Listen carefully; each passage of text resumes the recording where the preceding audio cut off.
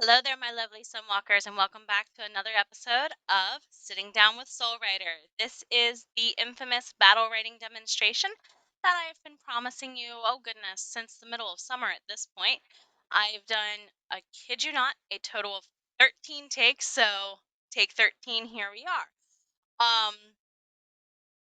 Thank you very much for following me this entire summer season, and actually all the way back to the beginning of my other podcast, listening to the voices in our heads. I think I did that Thanksgiving or Christmas last year with Yubaka of Emerald Company Gaming and the Tampa Bay Role Players. So thank you very, very much to everybody who has followed along. Extreme thanks to all of the guests in that series as well. I am going to be looking for more creative minds to join me to talk about their creative processes in the future. If you're interested, hit me up and check out the description box below for some information. I do have a link tree as well. I'll be using that more often to give you guys information. Currently under linktr.ee/jennathesoulwriter, you can find the link to my YouTube channel, my Facebook, my Instagram. You could also find how to enter the Sunwalker side quest, I believe it's called. That is the newsletter I'm going to be starting up this September. I do have one almost ready to go out. At the same time, I also have links there of where you can go and buy signed copies of book 1 and 2 to the Arsinoe Forest Alliance. And of course, those are only up there until September the 15th. So if you really want a signed paperback copy of book 1 or 2, or to go for the limited run gift set, you're going to want to check out my link tree. Again, all of this will be down in the description below.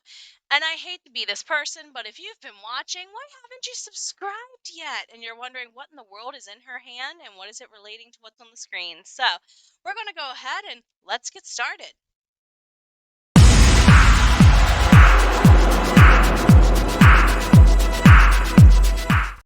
Thank you, my lovelies, for joining me once again. So, in this episode of Sitting Down with Soul Writer, as I said, we are finally getting around to doing the battle writing demonstration that I've been promising you the majority of this summer. So, to give you a little bit of a background, I have played tabletop RPG games a la Dungeons and Dragons, Pathfinder, Shadowrun, Starfinder, all those types. One of my favorites, of course, is Vampire the Masquerade. That is not where Nefertiti proper came from, but the character that inspired her, kind of, like beta tested her. Um, as far as her war mage abilities came from those times, and therefore I really use a lot of that in how I write. I also tend to think of writing battle scenes not so much as movies in my head. I do think of it as an RPG, but it plays more like an RPG video game. So I might be dealing with numbers, but in my head, it kind of comes off like how um, Elder Scrolls Online, Final Fantasy 14, and all those games might look like, kind of how you make your decisions in battle and whatnot. So, just to give you a little heads up, I will be rolling dice today. I'm not going to use a full-blown character sheet. As you can see, I have a very, very bare bones basic demonstration to give everybody.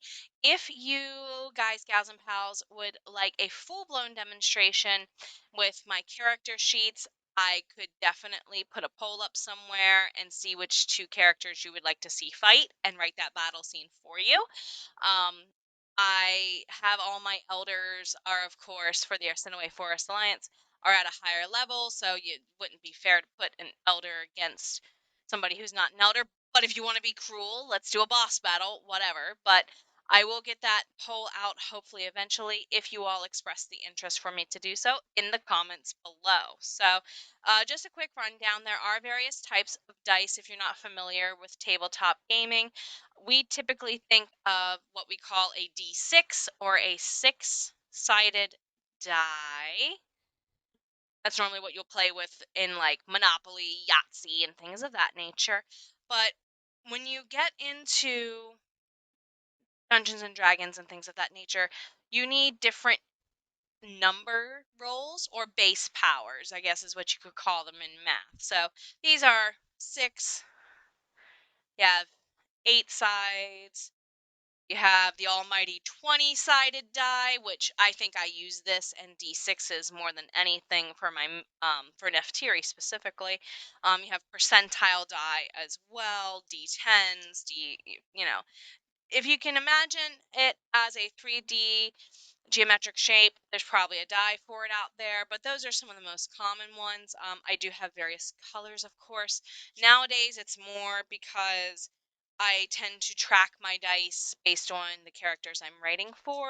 Neftiri set minus the extra d6s this girlfriend needs, because that girlfriend has so many spells. She needs all these d6s for counters and things like that when I get into her astral stuff.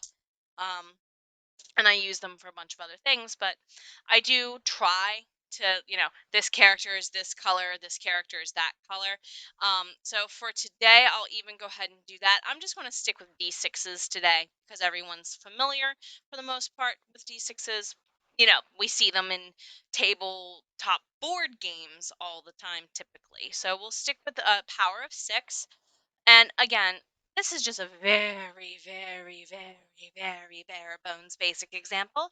If any of my gamer nerd friends are watching, they're probably going to laugh at me for this. Don't you guys dare. So I do tend to do this with, if not a pad and paper, then definitely 2 documents side by side split on my screen. I don't have any of my character sheets printed off. I'm managing as best as I can virtually. I'm probably going to have to update my binder that is long neglected, though, as soon as I get the time to do so with the start of the school year. But as you can see here, I've created, or more like thrown together, 2 super basic characters for us. We have Eloise. She's a spell wielder of some kind. I'm definitely going to say mage as opposed to healer. And then you have Harold on the other side. He looks like a sword and board wielding paladin to me. And I say paladin because, again, I see the type of weaponry used, sword and shield, combined with a little bit of healing and anti-magic. That's not always a paladin, but that's typically a paladin or a templar in many cases. So you have a magic wielder and a melee character going on here. So we're going to just roll a battle. Now, typically on a character sheet, you will have far more detailed information, such as the amount of energy it takes to do specific attacks or spells specifically. Same can go for different abilities depending on the character sheet, reference, base, universe, whatever you're pulling it from. You also tend to have hit points, what it costs you as far as like your health if you're the character receiving damage and things of that nature, what you need to normally you need to roll for damage in a lot of games. But again, this is super bare bones basic, and whenever I go super bare bones basic for this, and I have on occasion depending on who's fighting, if you read the Arsinoe Forest Alliance book 2, Bound by Oath and Heart, a lot of the moments where the siblings are training. For example, there's a chapter where Rochelle is training Harumi a little bit more in song weaving tactics. So I kind of did this for that because it wasn't an all stakes battle like there is at the end of book 1 outside of Sancta Terra. So this is kind of a continuum here. I'm going to assign Eloise this bluer, purplier dye. And I'm going to assign Harold the brownie, goldier dye. And I like to go and do all of my rolls for each person back to back, so 1 dice at a time. And with Neftiri, this gets tricky because she always rolls low. The poor woman was in exile for a century. What do you expect? So for Eloise, we will roll girlfriend first. And of course, I'm going to expect my dice to go on the floor, but I'll let it count because that was a good 5 for her. So, not quite A work, but She also got a 1. So I will keep the 1s and I will keep the 6s, depending on what they're surrounded by. Now, this must be one of those die I hate using out of my 6-sided die. I think it might be improperly molded, meaning that it might be heavier on one side than another because it didn't cure right or something. Because it's rolling really low. I got that one nice high 5. And just to hold it up there and show it to you, I am doing it. And we're getting a little higher. It does feel like it's weighted to that one side of the die a little bit. Got another 3. I'm going to switch out, actually, because I'm still rolling low, to a die of same color. More blue than purple, but okay. And just, I'm kind of checking it not only for consistency in numbers, because you're not supposed to always do great, and you're not supposed to always face plant. I will repeat this for you, my writers, my lovely author writers. Aha, critical hit. I'm gonna leave it there, actually. That's a decent spread. If she's low level, that's a perfect spread, actually. So I got into a conversation recently with a couple of other authors on different occasions, so not all at once, but the general theme of the conversation became this. Should you always have a happily ever after battle situation? And my answer, because I write historical fantasy, has to be no. Because even if you look at some of the battles in history, the smallest little thing turned it on a dime. So to me, a 3 or a 4 is a small little thing that happens to set up for that 6 later, if you get what I mean, okay? And we'll talk about that a little bit more in a moment. But before we go on much further, I want to go ahead and get some rolls here for Harold. I'm reminding you, he's that brown gold color, and this is really for my sanity. I would not use the same die, though. Just RN Jesus, may he forever be kind and gracious, right? So 3-ish start, and if you're wondering, for those non-gamers listening, RN Jesus is random number generation. So statistics, aka karma in real life. He's rolling steady as she goes, and to be fair, I did give him a little bit of an extra jostle that time. Another 4. He's staying consistent. Okay, keep in mind, Harold's going to be wearing armor, carrying a heavy sword and shield. Consistent is good for him. He's going to occasionally lose his breath, and that one went all the way to the floor. It is good. I will keep it. Now, to be fair, a dungeon master or game master for tabletop might make me confirm those. That means they don't believe you and you got to re-roll. I've yet to have to do too many confirmed rolls with my character's dice. There was one time I probably should have for Ian, but had he not done what he'd done, somebody else would have died way soon and we wouldn't have book 3. So warm that dice up. It goes back to a consistent 4. Dropping down. Oh, he's way dropping down. Maybe he's getting winded. Pick back up for a final chance, and bam. So I hate this ending. He got 2 6s, so I'm going to be fair and cheat and confirm this one time. And it went to a 4. So that just gives me something a little bit more to deal with other than, we had this epic battle, and it was a draw. Now, to be fair, if the plot says, that was this epic battle, and then a draw, keep it, don't, it's up to you. It depends on what happens after in your plot. Always keep in mind in the back of your head your plot. Sometimes happy accidents happen, thank you, Frey, but not always. You might have to rework it, you might have to retweak it, okay? So you guys have been staring a little bit. You see that we have all these options here of all the different types of numbers and attacks. So I'm going to think in my head, if Eloise started off with that 5, so Eloise is both of the left columns.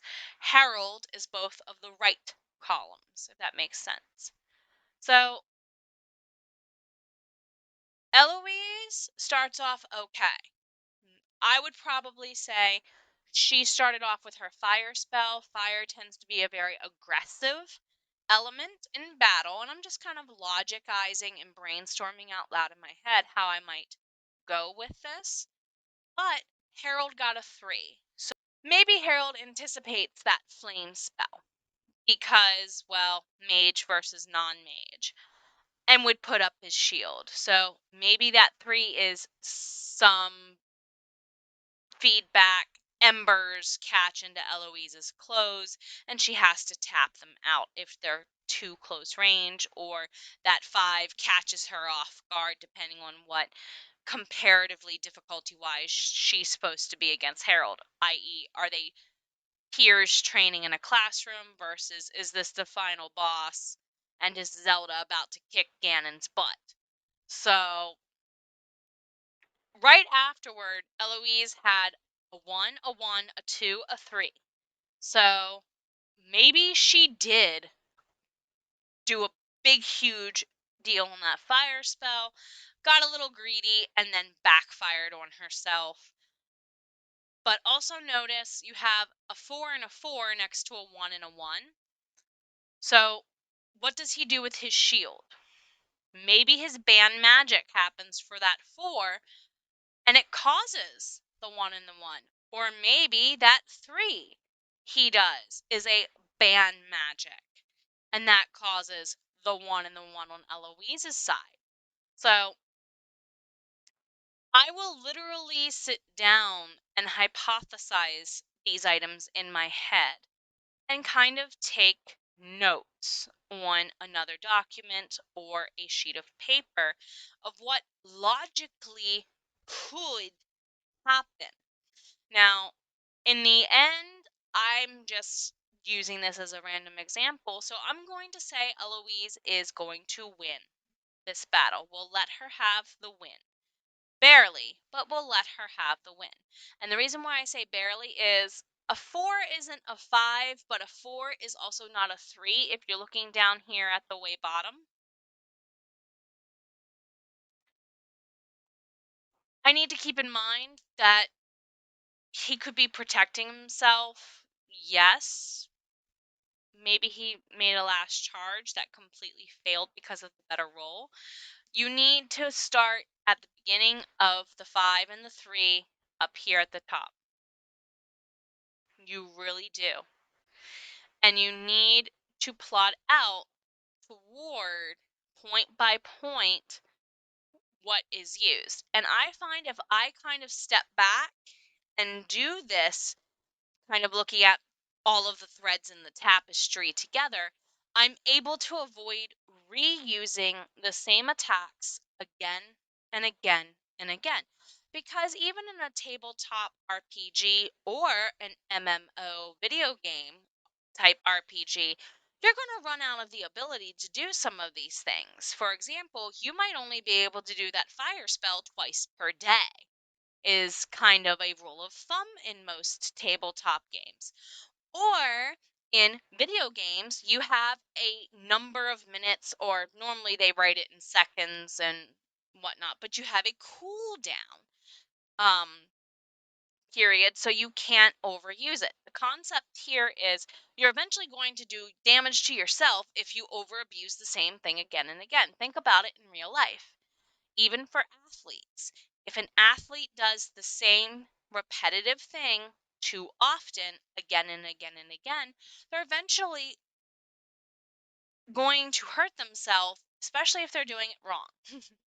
So I always try to keep that in mind to try and keep these battles as realistic as possible. And as I said earlier, this is kind of a bare bones basic example. Um, I am not going as far as writing a full-fledged scene with you today. This is just more to give you the pre-writing and brainstorming session idea. If you would like, a full-blown written character versus character part 2 scene that could potentially show up in one of my future newsletters, please go ahead and let me know in the comments below that you would like me to make that poll. You could also like this video, share it, and so on, and I'll eventually get the hint that you want a part 2.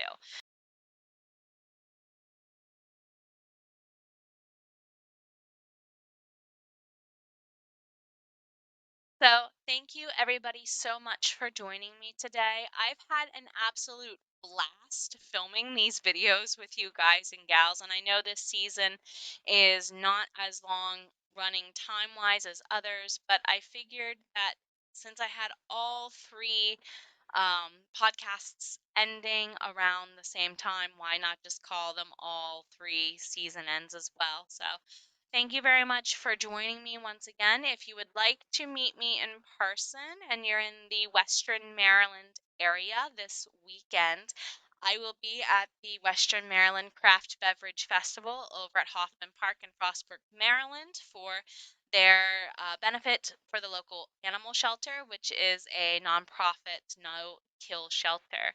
So, thank you all very much for joining me. Do not forget, Book 2 of the Arsinoe Forest Alliance, Bound by Oath and Heart, also does drop on September 6th, my birthday. Anyway, and since it's a holiday weekend, you better take the extra time to put yourself first a little bit better each day. I love you, my guys, gals, and pals. Thank you for joining me, and take care. Bye.